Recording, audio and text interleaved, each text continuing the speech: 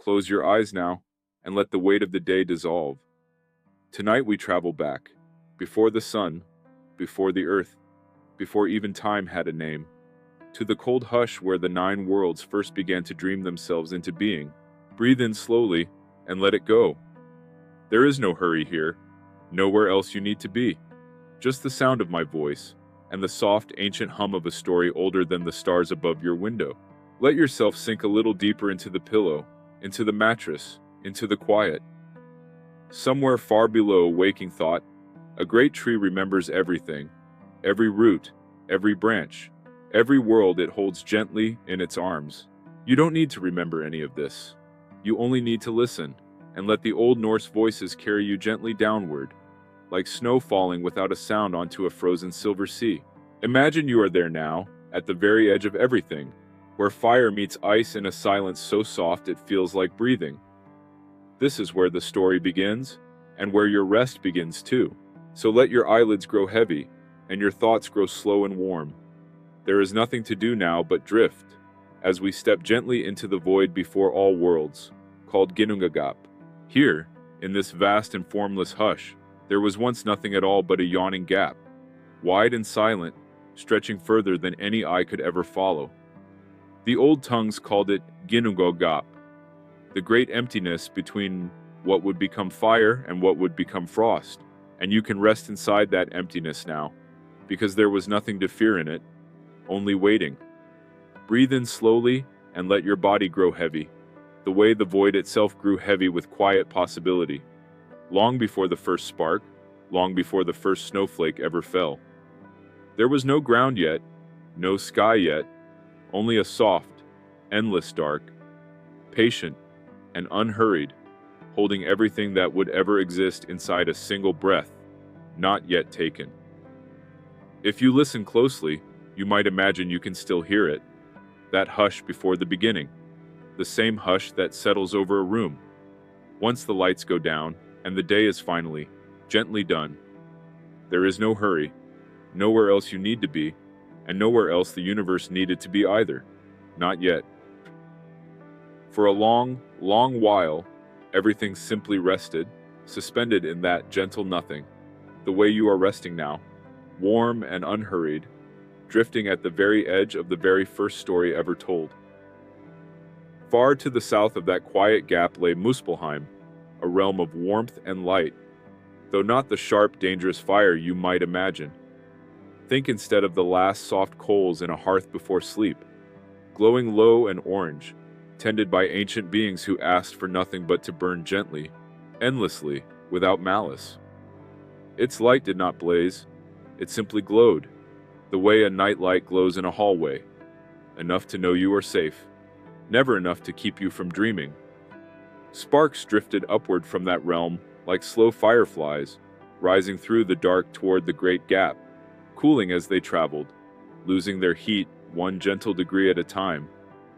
You can picture it now if you like, that warm amber horizon far away, glowing steady while you rest, a fire that will never go out and never needs tending, burning quietly at the edge of everything. Let your shoulders soften as you imagine its warmth reaching you very faintly, like the last heat of a blanket fresh from the dryer, comforting without being too much. Nothing in Muspelheim was ever cruel. It simply was, patient and radiant, one half of the great balance that would soon give rise to worlds, glowing softly on and on into the endless dark, asking nothing of you now but to keep breathing, slow and easy, and to keep resting.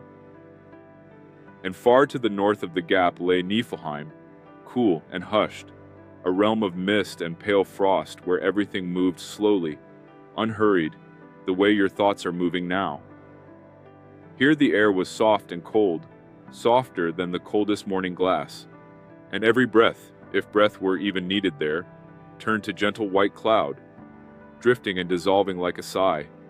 11 quiet rivers were said to flow from a spring deep within that realm, moving without hurry toward the waiting dark of the gap, their waters slow and silver, catching what little light there was and holding it, calm, like a mirror at rest. There was no wind to trouble that mist, no storm, only stillness upon stillness, layer after layer of soft, gray quiet. The kind of quiet you might feel now settling behind your eyes, heavy and welcome. Imagine, if it helps you rest, that you are standing at the very edge of that frost, wrapped warm against the cool air, watching your breath curl upward and disappear, feeling entirely safe in that vast, gentle cold. Niflheim asked nothing of the world either, no more than Muspelheim did. It simply waited, patient and pale, holding its slow rivers and its soft mist. One half of a balance the universe was quietly, dreamily preparing to keep. And so it happened, slowly, the way all important things happen, not with a crash, but with a whisper. The warm breath of Muspelheim drifted north, and the cool mist of Niflheim drifted south. And somewhere in the middle of that great yawning gap, fire touched ice for the very first time. There was no violence in it, only a gentle meeting, warmth easing frost into softness, the way a hand might rest on a cold window pane until the glass grows warm beneath it. The ice began to melt, not all at once, but drop by slow drop, the way sleep arrives, not in a rush, but in small, comfortable waves that carry you further down each time. Where the melting frost met the gentle heat, something new began to stir. A shape forming out of water and warmth, out of stillness and slow motion, out of two patient realms finally, quietly touching. You can let your own body soften now the way that old ice softened, releasing any tension in your jaw, your hands, your feet, letting warmth spread through you the way it spread through that first meeting long ago. This was the beginning of shape in a world that had never known shape before. The first gentle stirring of life inside the great and patient void, and you may drift along with it, slow and unafraid. From that gentle melting, in the hush of the great gap, the first being slowly took shape. A giant of frost named Ymir, vast and quiet, formed from water made warm, and warmth made still. He did not arrive with noise or struggle. He simply was, the way a shape emerges from fog once you've been watching it long enough, soft edges resolving into something real. Ymir slept, mostly, in that ancient nowhere, and as he slept, more shapes began to gather around him, formed from the warmth of his own sleeping body, the way frost gathers on a window while a house rests quiet through the night. From beneath his sleeping arm, it is said, a being formed. From his legs, another. And slowly, gently, giants began to fill that hushed and formless space, all of them born from stillness, from rest, from the deep, unhurried breathing of the very first being to exist. There was nothing frightening about this. It was simply the world learning, very slowly, how to make more of itself, the way your own mind right now is learning how to let go, layer by layer, breath by breath. Ymir would become the father of all the frost giants, but for now, in this earliest hour, he only rested, vast and calm, dreaming the first dreams the universe had ever known. Alongside Ymir, out of that same gentle melting, came another being, warm and enormous and calm. A great primeval cow named Audhumla, whose slow breathing filled the quiet gap like a lullaby with no words. From her udder flowed 4 rivers of milk, soft and endless, and it was this milk that fed and comforted the sleeping giant Ymir, the way warm milk before bed has comforted sleepy creatures ever since. You might imagine, if it helps, the low gentle sound of her breathing, steady and unhurried, a sound as old as the world itself, patient as a heartbeat heard through a pillow. But Audhumla needed nourishment too, and finding none but the frost that clung to the nearby stones, she began to lick at the salty ice, slowly, tenderly, hour after hour, with no hurry at all. Each long, slow lick uncovered just a little more of what lay hidden beneath the frost, the way sleep uncovers, layer by layer, the quiet truth beneath a busy day. There was no rush in her, only patience, only the soft, repetitive comfort of one gentle motion after another, again and again, the same way a hand might stroke your hair until your eyes finally close. And so, licking softly at the salt and ice, Audhumla began, without knowing it, to shape the very first god. On the first day of her slow, patient licking, Audhumla uncovered hair, pale as starlight, buried deep in the salty ice. On the second day, gentle and unhurried as ever, she uncovered a head. And on the third day, at last, a whole being stepped free of the frost. Tall, fair, and quiet, the very first of the gods, whose name was Buri. He rose the way a sleeper rises from beneath warm blankets on a slow morning. No rush, no startle, simply a soft unfolding into being. There was something deeply peaceful about his arrival, as though the whole universe had been holding its breath through those 3 long days. And now, finally, it could exhale. Buri stood alone for a time in that hushed landscape between fire and frost, looking out over the quiet world with calm, ancient eyes, needing nothing, wanting nothing, simply existing in gentle stillness. In time he would have a son, named Bor, and Bor's own children would one day shape the world you know. But for now, in this earliest hour, there was only Buri, resting in the soft in-between light, patient as the frost that had once held him, calm as the milk that had once fed the sleeping giant nearby. Let yourself rest in that same patience now, that same unhurried becoming. And so, in that gentle, unhurried beginning, 2 families quietly grew alongside one another in the great in-between. From sleeping, Ymir came the frost giants, more and more of them, gathering softly in the mist like sleepy children finding room enough for everyone. And from patient Buri came the beginning of the gods, a lineage that would, in time, shape rivers and mountains, stars and stories. For now, though, there was no war between them, no conflict at all, only 2 quiet families resting near one another in the vast hush of the world's earliest hour, the way 2 households might share a peaceful street, each minding its own gentle business. Ymir's children grew slowly, learning the shape of frost and shadow, while Buri's line grew equally slowly, learning the shape of light and breath. You might imagine, drifting now, that soft, in-between world, half warm, half cool, filled with the low murmur of 2 families breathing quietly through the long, formless night before time itself began. There is no hurry in this story, and there was no hurry in that ancient hour either. Only the slow, patient work of becoming, one gentle heartbeat at a time, one soft breath after another, as the universe settled deeper and deeper into its first long, comfortable rest. From Buri's line came a son named Bor, and Bor, in time, had 3 sons of his own, Odin, Vili, and Vi, 3 brothers who would one day shape the very world you rest in tonight. They grew slowly, the way all things grew in that patient age, learning the quiet rhythms of fire and frost, of milk and mist, of the long, unhurried breathing of the giant Ymir, who still slept nearby.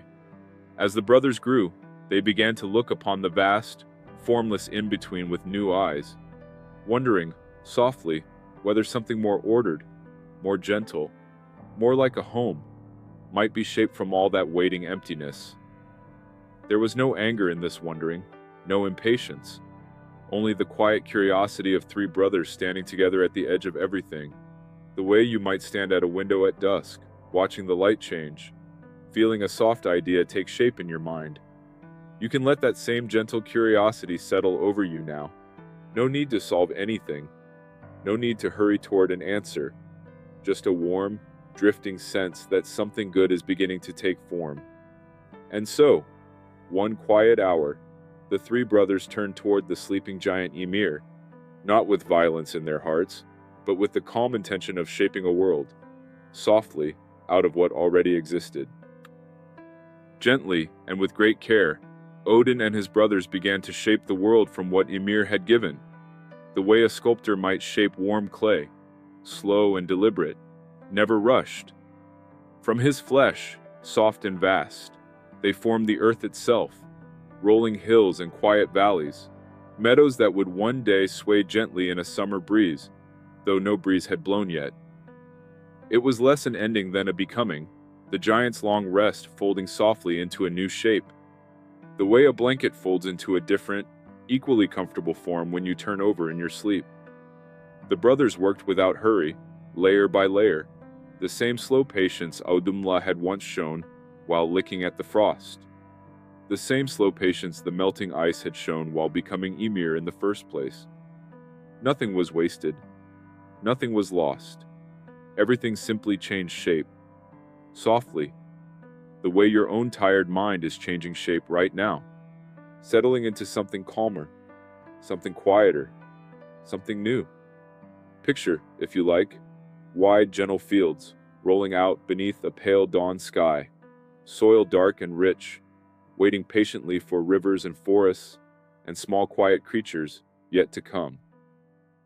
This was the earth being born, slowly, tenderly, out of rest, and you may let yourself rest just as deeply now, held by that same soft unfolding. From Ymir's blood, warm and slow-moving, the three brothers shaped the seas and rivers, wide waters that would flow gently for all the ages after, catching moonlight before there was even a moon to catch. From his bones they shaped the mountains, tall and patient, standing quiet watch over valleys that had not yet learned to dream.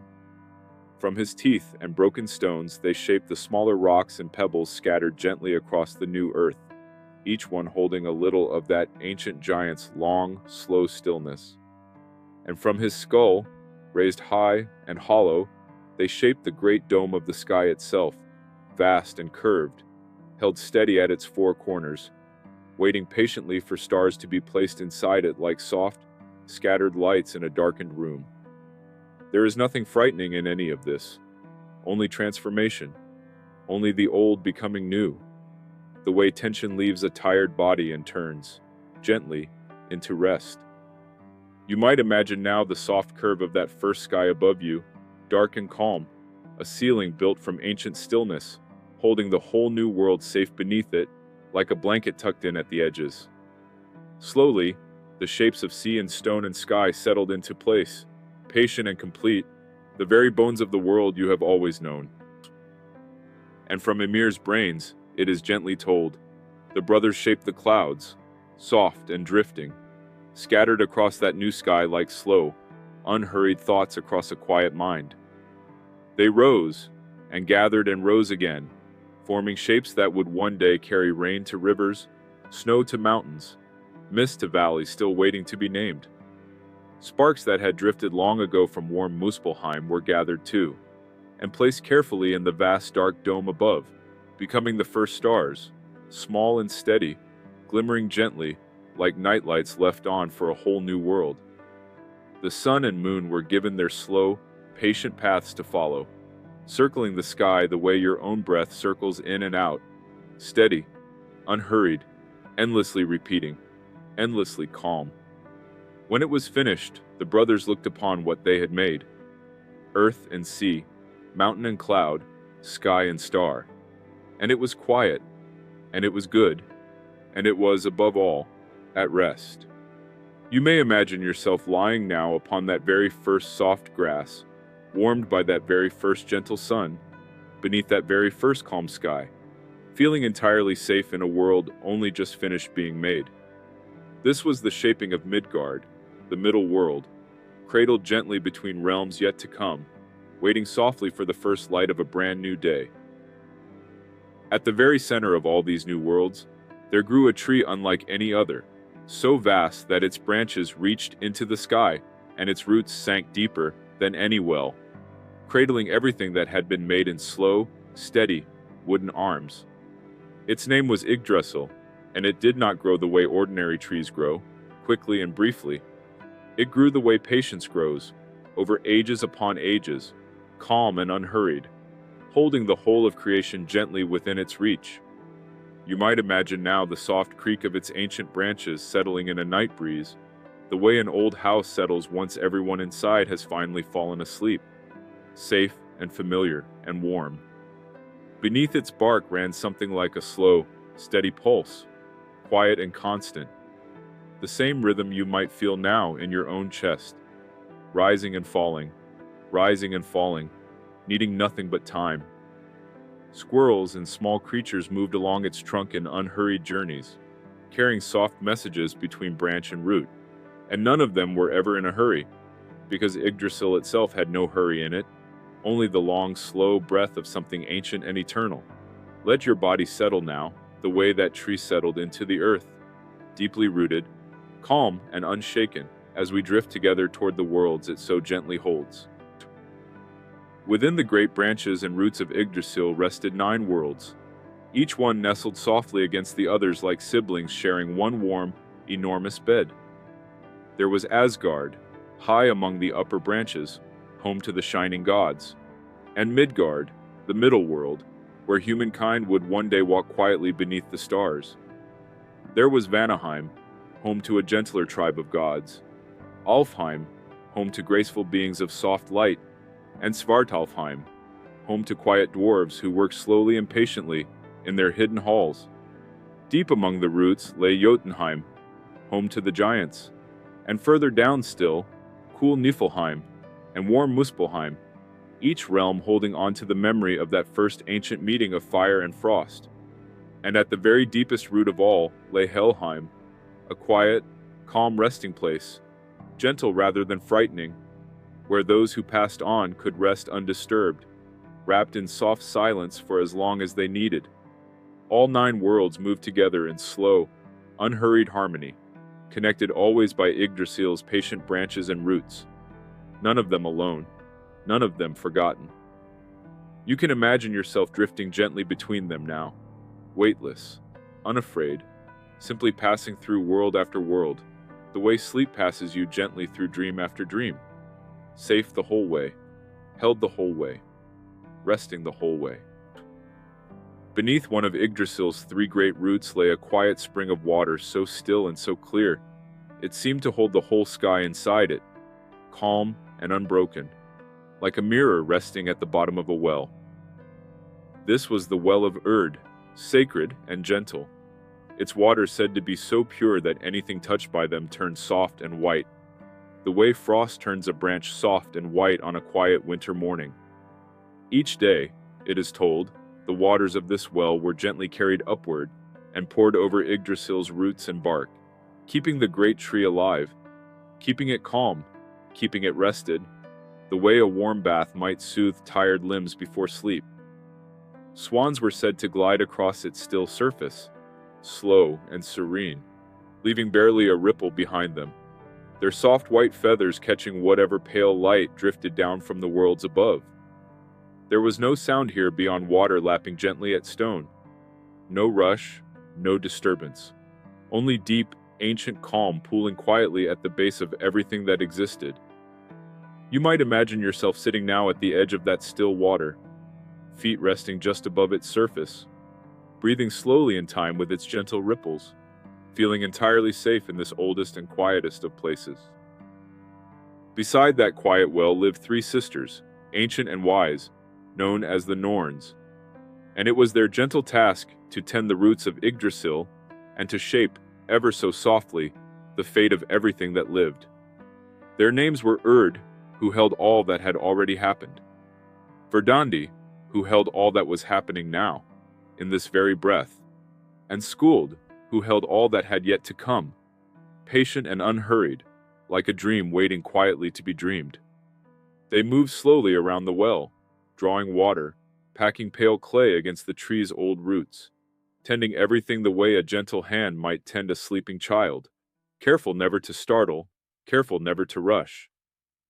There was no fear in their presence, only calm authority, the quiet certainty of those who understand that all things unfold exactly when they are meant to, neither too soon nor too late. You might imagine one of them passing a soft hand near your own forehead now, the way you'd imagine a grandmother smoothing your hair before sleep, saying nothing, needing to say nothing, her presence alone enough to still your thoughts. The Norns did not hurry fate, and fate did not hurry them. Everything simply moved forward, unhurried and complete, the way this story is moving forward now, slow and warm and safe. It is said that the Norns also worked with thread, spinning and weaving the long, quiet pattern of every life that would ever be lived, gods and giants and humans alike. Each thread lay gently beside the next. There was no cruelty in their weaving, no favoritism, only patient care. The same patient care you might give to folding a warm blanket just so before laying it over someone you love. Some threads were long, drifting on for ages. Some were short, gathered gently and set aside, but each one was handled with the same slow tenderness, the same unhurried respect. You may imagine, if it brings you comfort, that somewhere among those countless threads is one soft, quiet strand that belongs only to you, being tended even now, even as you rest, cared for by hands far older than memory itself.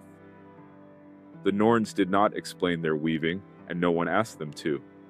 It was simply understood that fate, like sleep, arrives in its own time, unhurried, undemanding, always eventually arriving. Beneath Yggdrasil's great roots, beside the still Well of Urd, the sisters worked on through every age, calm and constant, asking nothing, fearing nothing, simply weaving on and on into a future none of us can see.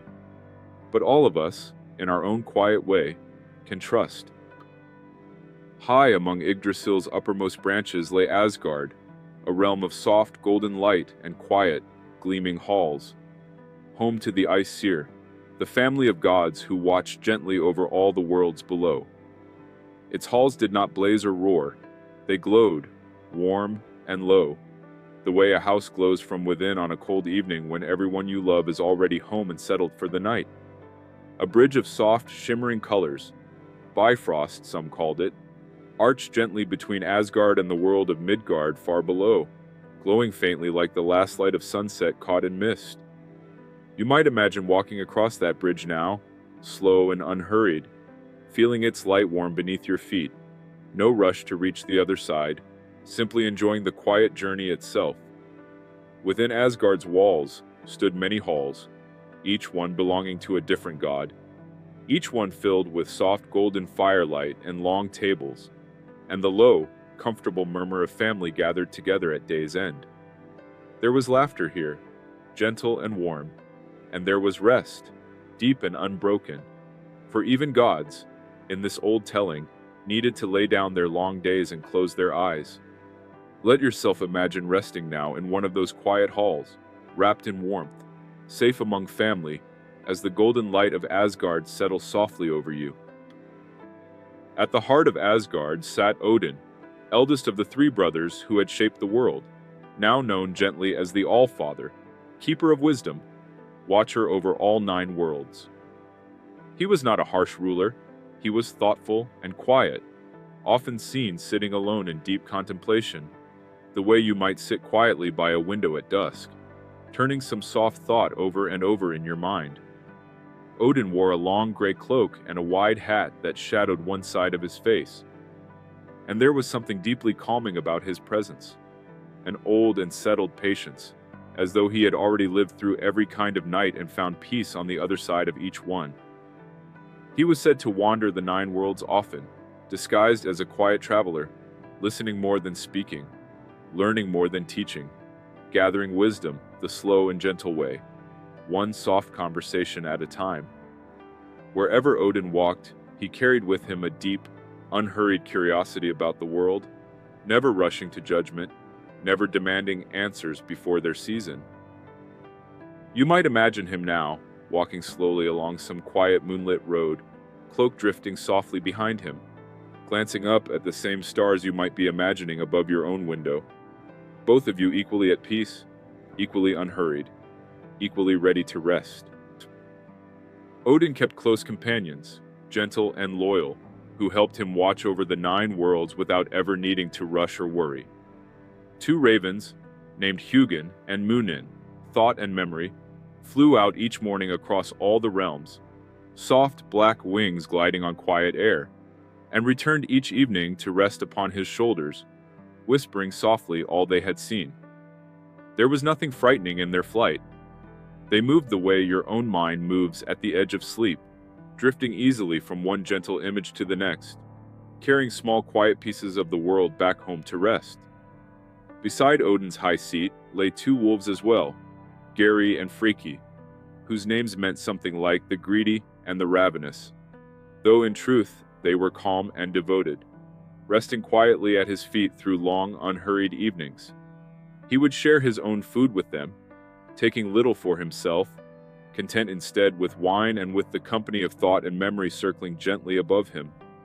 You might picture them now, two soft-furred wolves curled warm beside a fire, two dark-winged birds settled quiet on a high wooden perch, all four utterly at peace, utterly unhurried. The whole hall wrapped in the low golden hush of evening finally, fully arrived. High above the halls of Asgard stood a quiet throne named Hlidskjalf, and from its high, calm seat, it was said Odin could look out gently over all 9 worlds at once, the way you might look out over a sleeping city from a high, quiet window. From there, he could see Midgard's soft rivers, Jotunheim's cold mountains, Vanaheim's green and peaceful fields, all of it laid out before him in slow, patient view. None of it hurried, none of it demanding. He did not use this seat to control or command. He used it simply to watch, the way a parent might watch quietly over a sleeping child, present without disturbing, aware without interfering. Sometimes he sat there for a long while, saying nothing, simply breathing, simply observing the slow turning of worlds beneath him, content in the deep hush of that high vantage point. You might imagine, if it helps you rest, that you too are sitting somewhere very high and very calm right now, looking gently down over your own quiet world, watching it settle into stillness the way Odin watched his 9 worlds settle each night. From Hlidskjalf, all was visible, and all, in its own unhurried way, was well, every realm.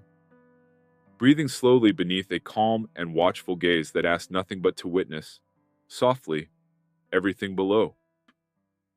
Beneath another of Yggdrasil's great roots lay a different well, deep and dark, guarded by a wise being named Mimir, whose waters were said to hold all the wisdom of the universe, still and patient at the bottom, like starlight sunk into a quiet pond. It was known simply as Mimir's Well, and it was said that anyone who drank from it would understand things far beyond ordinary knowing, though such wisdom always came at a gentle, careful cost. Odin, who loved wisdom more than comfort, more than ease, more even than his own 2 eyes, came to this well one still evening, and sat beside it a long while in quiet thought. There was no fear in him, only a calm, settled willingness, the kind of willingness you might feel when you finally let go of a worry you've been carrying too long, trading it softly for peace. Mimir told him gently that such deep knowing required a sacrifice, and Odin, unhurried and resolved, agreed. You need not imagine anything painful here, only a quiet exchange, one thing given softly for another thing gained, the way giving up a busy, restless mind allows something calmer, deeper, and wiser to settle in its place. And so, beside that ancient well, in the hush of an evening much like this one, Odin prepared to give something of himself for the sake of understanding. Gently, and without complaint, Odin gave one of his own eyes to the still waters of Mimir's well, and in return, he was granted a depth of understanding few beings would ever know. From that time on, it is told, Odin walked the 9 worlds with only one eye, yet somehow he saw more clearly than ever before. The way closing one eye and softening the other can sometimes help you see, more calmly, what truly matters. There is a strange comfort in this old story, if you let it settle over you slowly, that giving something up, gently and willingly, so often makes room for something deeper to arrive. Odin did not mourn the loss. He simply carried it, quiet and steady, a mark of the wisdom he now held inside him, the way you might carry the memory of a good, long rest deep in your bones long after you've woken. He returned often to gaze into Mimir's calm waters, and in their stillness, he found answers that no hurried searching could ever have given him. You might imagine, drifting now, your own mind settling like still water, quiet and clear, holding gently whatever wisdom your own rest tonight might bring you, freely, without needing to search, without needing to hurry, simply arriving, softly, the way all good things eventually do. There is another story told of Odin's search for wisdom, softer and stranger than the first, in which he hung for 9 long nights upon the branches of Yggdrasil itself, still and quiet, offering himself gently to the great tree in search of the secret of the runes. He did not struggle during those 9 nights. He simply hung there, calm and patient, the way your own body now hangs softly suspended in the deep, unhurried stillness of rest, held safely by something far larger than yourself. No one came to help him, and he did not ask for help, trusting instead in the slow unfolding of the tree's ancient wisdom, trusting that if he simply waited, quiet and unafraid, the answer would come. And on the 9th night, gazing down into the still waters far below, the runes revealed themselves to him at last, symbols of great and gentle power, letters that could shape thought itself, arriving softly, the way understanding often arrives not through struggle, but through surrender. Odin gathered them up gently and carried them back to Asgard, where they would be used for healing, for guidance, for quiet magic woven through many long winters after. You might imagine yourself now just as suspended, just as held, just as safe, waiting patiently for your own deep and gentle rest to arrive. Among the gods of Asgard was Thor, Odin's son, strong and warm-hearted, beloved for his kindness as much as for his strength, and known everywhere for a hammer named Mjolnir, forged by careful dwarven hands deep in the quiet caves of Svartalfheim. Mjolnir was not a weapon of anger. It was a tool of protection, gentle in the hands of one who used it wisely, called upon mainly to guard the peaceful realms from harm, rather than to seek out trouble.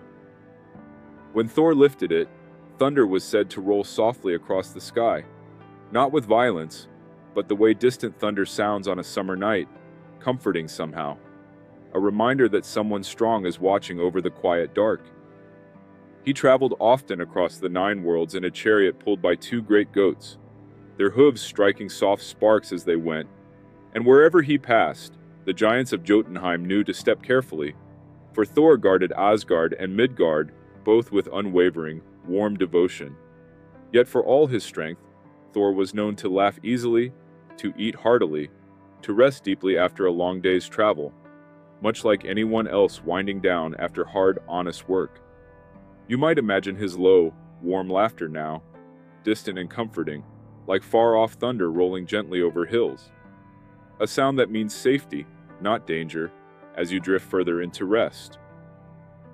Long before this peaceful order settled over Asgard, there had been a quarrel between 2 families of gods, the Aesir, Odin's own kin, and the Vanir, an older, gentler tribe known for their deep connection to earth and sea and harvest.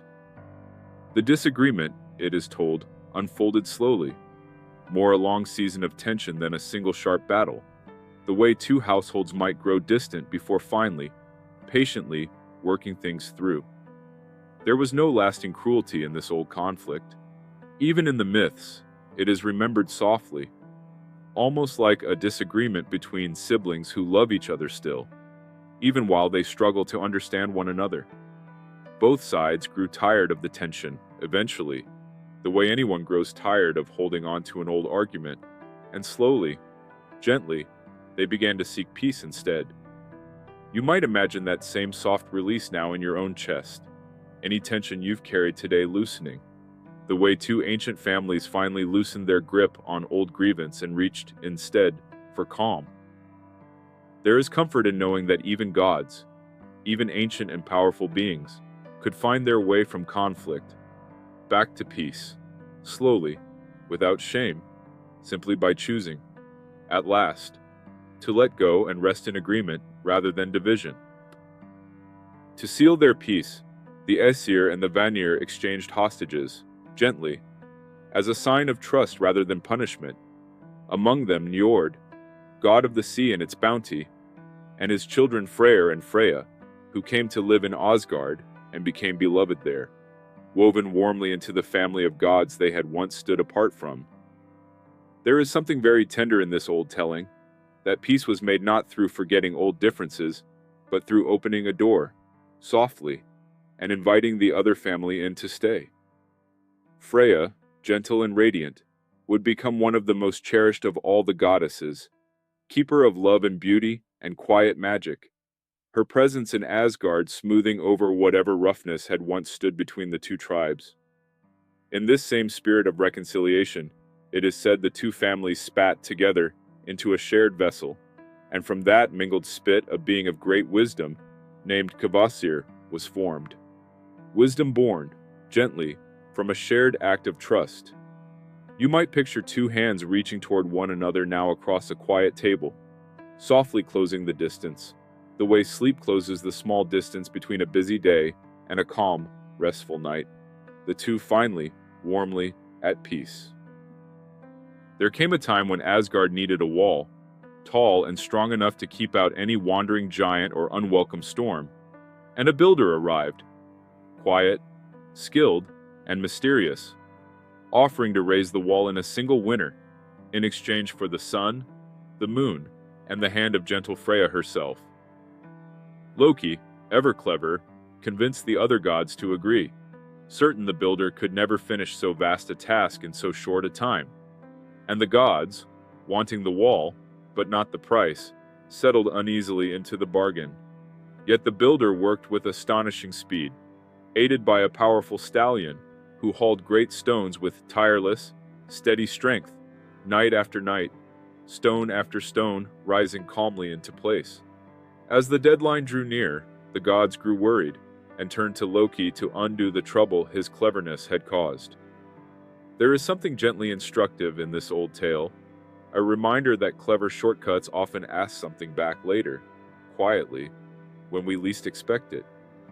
You might let your own mind rest now on the simple, patient labor of stone upon stone, wall rising slowly under moonlight, and trust, the way the story trusts, that even a difficult bargain finds its way, eventually toward a resolution as calm as a held breath finally released. To slow the builder's work and save Freya, the sun, and the moon, Loki transformed himself into a beautiful mare, gentle and swift, and lured the builder's tireless stallion away into the quiet forest for a night of soft, wandering distraction. Without his stallion's strength, the builder could not finish the wall in time, and the bargain, gently, was set aside. Sometime later, Loki returned with an unexpected gift for the gods. A foal born of that moonlit meadow meeting, gray and strong, with 8 slender legs instead of 4, able to run faster and more smoothly than any creature before him. His name was Sleipnir, and he became Odin's own steed, carrying the Allfather swiftly and calmly between all 9 worlds, his 8 legs moving in such steady rhythm that riding him felt, it is said, almost like floating, almost like drifting gently through a dream. There is something wonderfully strange and tender in this story, the way something unexpected and new can emerge from an odd, quiet turn of events, exactly when it's least anticipated. You might imagine now the soft, even rhythm of 8 hooves moving in perfect unison beneath a starlit sky, carrying you gently forward, never rushing, never faltering, simply carrying you calmly onward into whatever rest comes next. Loki, clever and changeable, was father to children unlike any others in the 9 worlds, born from his union with a giantess named Angrboda, who dwelt quietly in a far, misty forest of Jotunheim. 3 children came from that union, each one strange and powerful in their own gentle way, each one destined to shape the fate of the worlds, though not for many long ages yet to come. There was a great wolf, growing larger by the day, a vast serpent, long enough to circle the whole world in quiet coils, and a daughter whose calm presence would one day watch over those who had passed gently on. The gods, watching these children grow from a careful distance, felt a soft unease about their future size and strength, though even here, in the oldest tellings, there is no cruelty intended, only careful, cautious wisdom. You might imagine these 3 children now not as anything frightening, but simply as very large, very quiet beings, resting somewhere far off in misty stillness, waiting patiently for the slow turning of ages to reveal their place in the story. Everything in this telling unfolds gently, without rush, the way even the largest and strangest of destinies unfolds slowly, one calm season at a time, one soft breath at a time. The eldest of Loki's children was a wolf named Fenrir, who grew larger with astonishing speed, so quickly that the gods soon realized only they, among all beings, had the courage to raise him. He was brought gently to Asgard, and for a time, he lived there much like any other creature might, eating, resting, growing beneath the same golden light that warmed the halls of the gods. Only Tyr, brave and steady, dared approach him closely enough to feed him by hand, and a quiet bond grew slowly between the god and the wolf, built on patience rather than fear. Yet Fenrir kept growing, larger each season, until even his low, contented breathing seemed to shake the ground gently beneath him, and the gods began to sense that a creature of such size might, in time, grow beyond anyone's gentle care. There was no anger in their concern, only the same soft worry a parent might feel, watching a child grow faster than expected, wondering how best to keep everyone safe and calm. You might picture Fenrir now, not as something to fear, but simply as something vast and sleepy, curled in a warm corner of some quiet hall, breathing slow and deep, exactly the way you're breathing now, slow and deep, drifting gently toward rest. Worried, gently, about how large Fenrir had grown, the gods decided to test his strength with a chain, framing it playfully as a game, and Fenrir, calm and unbothered, allowed himself to be bound, breaking free easily each time with barely a stretch of his great shoulders. A stronger chain was brought, and still Fenrir broke free, unhurried, almost amused by the soft, repeated challenge. At last, the gods asked the dwarves to craft something different entirely. A ribbon, thin and soft as silk, made instead from 6 impossible things. The sound of a cat's footsteps, a woman's beard, a mountain's roots, a bear's sinews, a fish's breath, and a bird's spittle, woven together into something delicate, yet unbreakable. Fenrir, sensing something was different this time, grew wary, and agreed to be bound only if one of the gods would place a hand gently in his mouth as a pledge of good faith. Ymir, brave and steady as ever, offered his own hand, knowing softly what it might cost him. The ribbon held. Fenrir could not break free, and in quiet sorrow, rather than rage, closed his jaw. Tyr lost his hand that day, calmly, without complaint, a gentle sacrifice made for the safety of all 9 worlds. And Fenrir, bound but unharmed, settled into a long, patient rest. Loki's other 2 children found their places among the 9 worlds just as gently. The great serpent, Jormungandr, was placed by Odin into the deep, calm waters surrounding Midgard, where he grew so long, over so many patient ages, that he came at last to circle the entire world, gently gripping his own tail in a slow, unbroken embrace. Beneath the waves, he rested for the whole of that long age, mostly still, mostly quiet, stirring only rarely, a vast and calm presence holding the world softly within his coiled length. And Loki's daughter, Hel, was given a quieter task still, to watch over Helheim, the calm realm at the deepest root of Yggdrasil, where those who passed on without great glory in battle could rest undisturbed, wrapped in soft silence for as long as they needed. She ruled that quiet realm gently, without cruelty, offering rest rather than punishment, a soft, dim hall where nothing was rushed and nothing was demanded. You might imagine, drifting now, that same deep calm settling over you, a great serpent resting quietly beneath still water, a gentle keeper watching over a peaceful hall of rest. Both of Loki's children, in their own strange way, becoming guardians of stillness, exactly the kind of stillness you are sinking into now. In a quiet garden within Asgard lived Idun, gentle keeper of golden apples that kept all the gods young and well, each apple glowing softly like a small captured sunset, sweet and calm to the taste. Every so often, when the gods felt the slow weight of age creeping softly upon them, they would visit Idun's garden, and she would offer them, without hurry, one of her golden apples, restoring warmth and vitality with a single gentle bite. There was nothing frantic about this ritual. It unfolded slowly, the way any good, restorative habit unfolds. A quiet visit, a soft exchange, a return to balance. Idun tended her orchard with endless patience, walking calmly among the low branches, humming softly to herself, entirely at peace in her small, sunlit corner of Asgard. You might imagine that same golden light now, warm and gentle, resting on your own eyelids, restoring something soft and quiet within you, the way Idun's apples restored the gods, not through effort, but through simple, patient care. Her garden was one of the calmest places in all of Asgard, untouched by conflict, filled only with warm light and slow-growing things.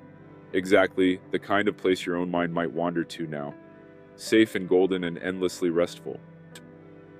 Once, through Loki's clever mischief, Idun and her golden apples were carried away from Asgard by a giant in eagle form, and the gods, without her gentle apples, began to feel the slow weight of age settle over them for the first time in a long while. There was worry, but not panic. Only the calm, steady understanding that something needed, softly, to be set right. Loki, feeling the quiet weight of responsibility for what his mischief had caused, agreed to bring her home, and transforming himself into a falcon, flew swiftly and gently to the giant's cold hall, where he found Idun resting, turned her softly into a nut, and carried her tenderly back through the sky toward Asgard. The giant gave chase in eagle form, but the gods, waiting at Asgard's walls, lit a great fire just as Loki crossed safely inside, and the pursuing giant, unable to stop in time, was caught gently by the flames. Idun returned to her garden, calm and unharmed, and resumed her slow, patient tending of the golden apples, and the gods, one by one, felt their youth and warmth return to them, soft and steady, the way rest returns warmth to tired limbs after a long, hard day. Once, Thor traveled far into Jotunheim with Loki at his side, seeking out the hall of a giant named Utgard Loki, known for his strange tricks and gentle riddles rather than any true cruelty. Along the winding road, they stopped to rest inside what they believed was a small cave, only to discover, come morning, that it had been merely the glove of an enormous sleeping giant named Skrymir, so vast that his glove alone could shelter travelers for the night. There is something soothing in this image, if you let it settle. The whole world, for a moment, made cozy and small enough to rest inside, tucked safely within something far larger than yourself.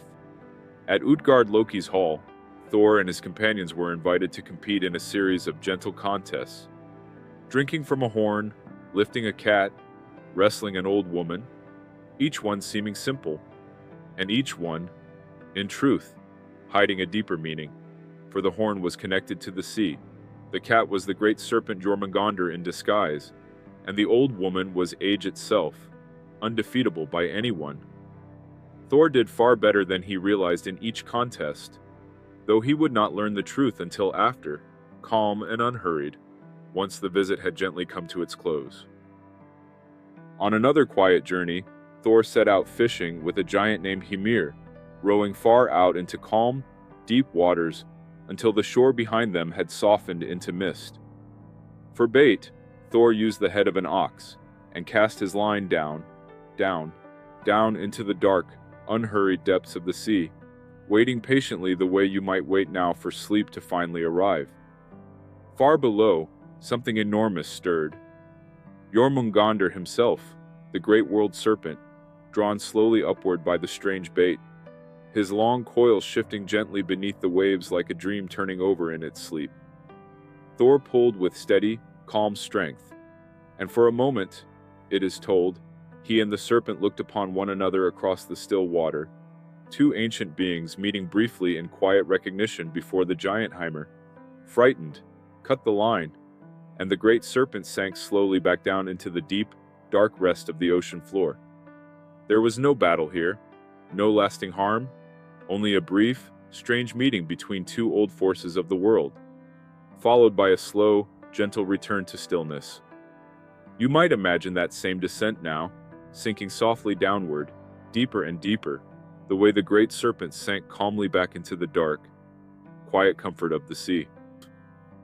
Among all the gods of Asgard, none was more gentle or more beloved than Balder, son of Odin, and Frigg, whose presence was said to bring light and warmth wherever he walked, the way a soft lamp brings comfort to a dark room. But one season, Balder began to have troubled dreams, quiet and heavy, dreams that hinted, softly but unmistakably, at some shadow drawing near his own future. He did not speak of them with fear, only with a calm, thoughtful unease, the way you might mention a strange dream over breakfast, unsure quite what it meant, but unable to fully set it aside. Frigg, his mother, felt the weight of these dreams deeply, and resolved, gently but with great determination, to protect her son from whatever softly gathering shadow he had glimpsed. There is something tender in this part of the story, a mother's quiet love moving mountains not through force, but through patient, careful devotion. The other gods, sensing Frigg's concern, gathered around Balder with warmth and care, and though the dreams lingered softly at the edge of things, for a time, the halls of Asgard remained calm, golden, and undisturbed, wrapped in the same gentle hush that surrounds you now as you rest, safe, in your own quiet room. To ease her worry and to protect her beloved son, Frigg set out on a long, quiet journey across all 9 worlds, asking every single thing she encountered, every stone, every tree, every drop of water, every creature, great and small, to promise gently that it would never bring harm to Balder. And one by one, patiently, unhurriedly, they agreed, each oath given freely, out of love for the gentle god who had never caused harm to any of them. Fire promised softly not to burn him, iron promised not to cut him, sickness promised gently to pass him by. Even the great stones of the mountains promised, in their own slow, ancient way, never to fall upon him. It took a very long while, this journey, but Frigg was patient, moving calmly from realm to realm, world to world, never rushing, never tiring, driven only by soft, steady love. When at last she returned to Asgard, weary but at peace, she believed her son was finally, truly safe, protected on every side by the quiet promises of the whole world. There was one small thing, gentle and easily overlooked, that she had passed by without asking. A small, soft plant called mistletoe, considered too young, too harmless, to bother with an oath. The mistletoe, small and unassuming, grew softly on the branch of an old oak somewhere in Asgard's quiet borders, considered far too gentle and young to ever pose any threat to anyone. And so Frigg, in her long and thorough journey, had simply passed it by without asking for its oath. There was no ill intention in this oversight. It was simply a small, soft thing, easy to overlook, the way a single quiet detail can slip gently past even the most careful and loving attention. Loki, always watching, always listening, learned of this one small gap in Balder's protection, and though his reasons remain softly mysterious even now, he gathered a sprig of that same mistletoe and shaped it, gently, into a small dart. The other gods, meanwhile, had taken to a new, joyful game in Balder's honor, throwing objects at him for sport, delighting in watching each one bounce harmlessly away, a soft celebration of his newfound safety. Laughter filled the halls of Asgard during these games. Warm and easy, everyone gathered together in the golden light, certain for now that nothing in all the 9 worlds could bring their beloved Balder any harm at all. Among the gods gathered for this gentle game stood Hoder, Balder's own brother, blind, and therefore unable to join in the soft laughter of throwing at Balder himself. Loki, quiet and careful, approached him kindly, offering to guide his hand, and placed the small mistletoe dart between his fingers, pointing him gently toward where Balder stood smiling in the golden light. Hoder, trusting his brother's presence and Loki's guiding hand, threw the dart softly, the way one might toss anything harmless in a warm, easy game among family. But the dart did not bounce away as all the others had. It found its mark, gentle and quiet as falling snow, and Balder, beloved of all Asgard, sank slowly down, the golden light around him dimming softly, like a lamp finally, gently switched off at the end of a long day.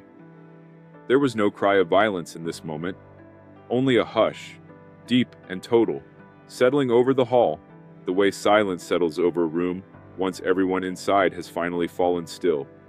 Hodur, understanding nothing of what had happened, stood quietly in his blindness, and the gods around him fell into a soft, stunned grief, mourning gently, the way you might mourn the end of a beautiful, unhurried dream. In the quiet grief that followed, Odin sent another son, Hermod, riding swiftly upon Sleipnir's 8 steady legs down through the deep roots of Yggdrasil, past misty rivers and soft, silent holes, all the way down to Helheim, to ask gently for Balder's return. The journey took 9 long nights, unhurried and dim, through valleys wrapped in a hush deeper than any Hermod had ever known, until at last he reached the quiet gates of Hel's calm realm. He found Balder there, resting peacefully, seated among the softly dimmed halls, not suffering, only still, the way anyone rests after a long and final sleep. Hel listened gently to Hermod's plea and offered a soft condition. If every single thing in all the 9 worlds would weep for Balder, she would release him back to the light. And so word traveled outward from world to world, and nearly everything wept. Every stone, every tree, every creature, moved gently to soft tears by the memory of Balder's warmth. Only one giantess, hidden somewhere far off, refused to weep. And so Balder remained, resting quietly in Hel's calm halls, waiting patiently, the way all of us wait, in our own soft way, for a distant dawn not yet arrived. In the long, hushed season that followed Balder's passing, the gods of Asgard moved slowly through their golden halls, carrying a soft grief that never quite left them, the way a quiet sadness sometimes lingers gently at the edge of an otherwise peaceful evening. It became known, in time, that Loki's mischief lay behind the small dart that had found its way into Hodur's unknowing hand. And though the gods felt no burning rage, only a deep, tired sorrow, they understood that something needed, gently, to change. Loki, sensing the shifting mood around him, withdrew for a time to a quiet mountain hideaway, building himself a small house with doors on every side, so that he might watch calmly for anyone approaching from any direction. He passed his days there in strange, restless calm, sometimes transforming into a salmon to rest in the cool, quiet waters of a nearby stream, drifting gently with the current, hiding without truly running. There is something very human in this part of the story, the impulse to retreat quietly after causing harm, to sit alone with the weight of it, unsure how to return to those we've hurt. Even now, the tale moves slowly, without punishment rushing in, simply the soft, patient unfolding of consequence finding its way, eventually, to rest. In time, the gods found Loki in his quiet mountain hideaway, and though he transformed into a salmon and slipped into the cool stream to escape, he was caught gently, at last, in a net woven after his own design, one he had foolishly left drying by the fire.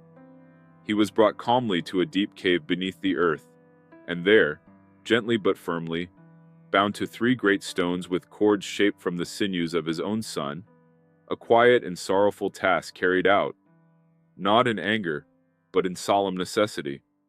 Above him, it is told, a serpent was placed, its venom falling slowly, drop by drop, though his devoted wife, Sigyn, stayed calmly by his side, holding a bowl above him to catch what she could, easing his long rest as gently as she was able. When she needed to empty the bowl, just for a moment, the story says the earth trembled softly, but even then, it is telling us something calm at its heart, that even in the deepest, darkest binding, someone stayed close, someone kept watch, someone offered what comfort they could. You might imagine that same quiet devotion resting near you now, someone or something steady and calm, watching gently over your own rest, exactly as Sigyn watched over hers. patient, and unwavering. It was foretold, gently and without panic, that one day a long winter would come, called Fimbul Winter, 3 seasons of snow following one after another with no warm summer between them, the world settling into a deep, quiet cold, much like the stillness before a long, long sleep. This was not spoken of with fear in the old tellings, but almost with a kind of soft acceptance, the way one might speak of the changing of seasons, inevitable and calm, simply part of the great, unhurried rhythm of all things. During this long winter, it was said, small quarrels would soften into larger ones, families drifting apart the way anything drifts when the cold settles too deep and too long. But even this was foretold gently, without judgment, simply as part of the pattern. You might imagine now your own body settling into a long, cozy winter of rest, blankets pulled close, the outside world hushed white and still, nothing urgent left to do but simply be warm, simply be calm, simply wait for spring to arrive in its own good time. The old stories tell us this winter was not the end, only a long, quiet passage, a deep chapter of stillness the world needed to move through before whatever came next could gently begin. After the long winter, it was foretold that the bound ones, Fenrir, Jormungandr, Loki himself, would finally slip free of their long rest, not through violence exactly, in this gentle retelling, but through the slow, inevitable turning of an age reaching its quiet end, the way any long season eventually gives way to another. The gods, sensing this shift approaching, gathered calmly upon a wide, misty plain called Vigrid, not in fear, but in solemn readiness, the way you might gather your thoughts calmly before a long, necessary rest. Heimdall, watchful guardian of the Rainbow Bridge, raised his horn and blew one long, low note across all 9 worlds, not a cry of alarm, but almost a lullaby, a signal that this chapter of the story had come, gently, to its final page. Odin rode out upon Sleipnir, calm and resolved, Thor beside him with Mjolnir steady in hand, and all the old figures of this long tale gathered one final time, not with dread, but with quiet, dignified acceptance, the way you might close a beloved book at last, having read every page, unafraid of its ending.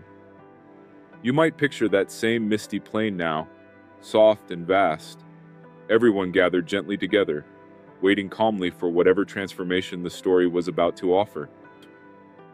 What followed, in the old telling, unfolded like the last soft scenes of a long, deep dream. Not chaos exactly, but a great and final turning, the sun dimming gently, the stars drawing quietly back into the dark, the whole old world softening at its edges the way a dream softens just before you wake. Odin and the great wolf Fenrir met upon that misty plain, and though the old stories say Odin's part in this tale came to its end there, they say it gently, the way a long, well-lived life comes to its own quiet close, without terror, only completion. Thor and the great serpent Jormungandr met as well, finishing a story that had begun so long ago with a fishing line cast into deep, calm water, the 2 ancient forces settling their long balance at last. None of this need frighten you. Think of it instead as the final, soft exhale of a very long, very old breath, one that had been held gently since the beginning of the world, finally, calmly released. The old world faded slowly, like candlelight lowering at the end of a long evening, not vanishing in fear, but settling gently into darkness, the way your own eyes are settling now, heavy and warm, ready to let this old age rest. But this old story does not end in darkness. After the long fading, after the soft, final exhale of that ancient age, the waters that had covered the world slowly, gently receded, the way tide pulls back from a shore at dawn, revealing something calm and new beneath. And there, rising softly from beneath the retreating sea, was the earth again. Green and clean and quiet, meadows unfurling like a blanket freshly shaken out and laid down smooth, rivers running clear over pale, washed stone. Nothing about this new world was frightening. It was simply new. The way a fresh morning is new after a long, deep night of sleep, familiar and unfamiliar all at once, calm and full of soft possibility. Waterfalls, it is told, would tumble gently down from high, clean mountains, and eagles would once again glide easily over valleys untouched by any old sorrow. You might imagine that same soft green rising now within your own mind, the old day fully finished, something calm and new unfolding gently in its place, exactly the way this ancient world was said to rise, patient and beautiful, from beneath the quiet, healing sea. And into this soft, new world, it is told, some of the old gods gently returned, younger sons and daughters of Thor and Odin, walking calmly across the fresh green fields, carrying forward only the gentlest and wisest parts of the old stories.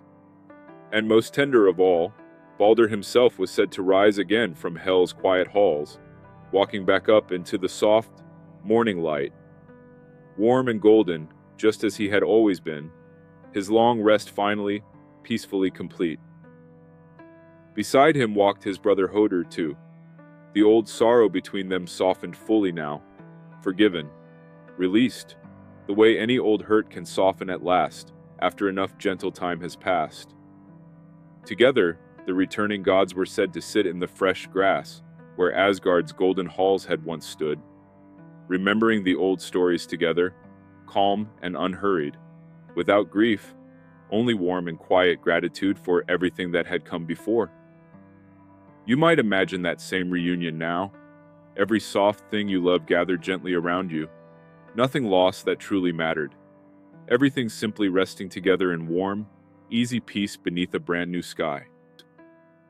And so the story comes gently full circle, the way all good bedtime stories do, ending not in loss but in soft renewal, a new dawn rising slow and golden over a world made calm and clean again. Exactly the way your own mind is calm now, exactly the way your own night is ready to become a soft new morning in its own good time.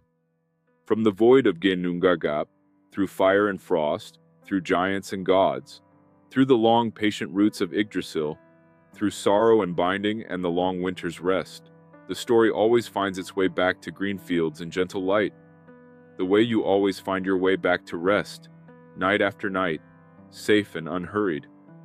There is nothing left to carry now, nothing left to hold on to, only this soft, golden field, this quiet returning of everything good, this warm and endless calm settling over you like the last light of a very long, very beautiful day.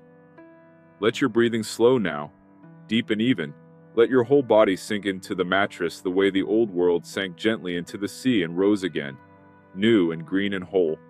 The 9 worlds are resting now, and so, gently, sweetly, completely, are you. Good night.